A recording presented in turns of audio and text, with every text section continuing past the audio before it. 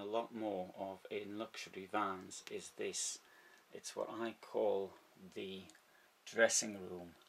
It's a part of the centre of the motorhome between the bedroom and the kitchen, which offers a large amount of space, such as we have here now.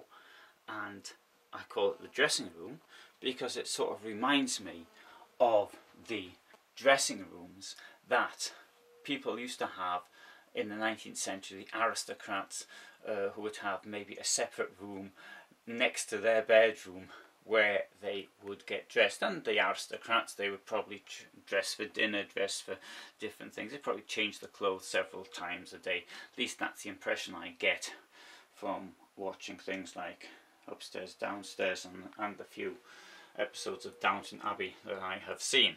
Not that I've seen that many of them.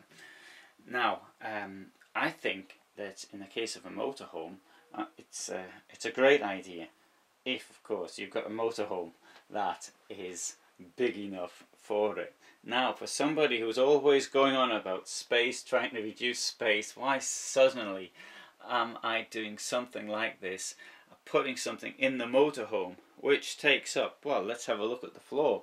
I mean, that across there is about 1.60 meters, and that's a lot of extra space. Obviously the shower's got to go somewhere and the toilet's got to go somewhere, but the shower could be on one side and the toilet on the other, so let's face it, I've added an extra 80 centimeters or so to the van by doing something like that. To me, it gives a huge idea of space. We've got all of this space and it's augmented by these mirrors that we've got around it. But anyway, what do you think? Is this the sort of thing you'd want? Is this the sort of thing you're prepared to pay extra for? I don't mean money, I mean in the difficulty in finding somewhere to park. One great thing about radiators like that is you can hang your socks on them once you've washed them. And if it's cold while you're using the toilet, you've got the heater below the control. You can make it warmer.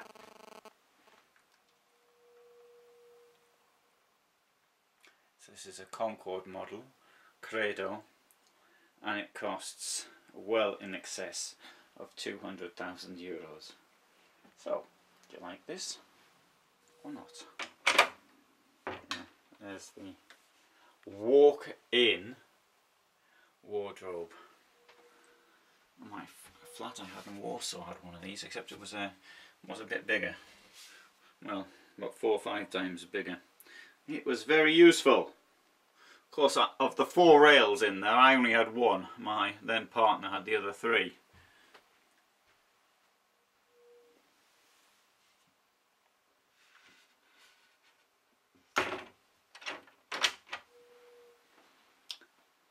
And the dressing room you can close like this. One, and at the other side too.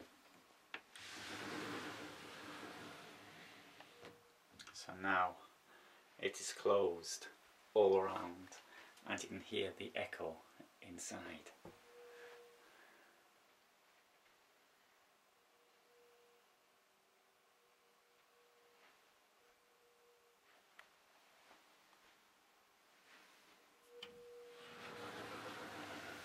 So to use the toilet you need to close both doors, unless you're in the van by yourself, in which case you don't close any of them probably.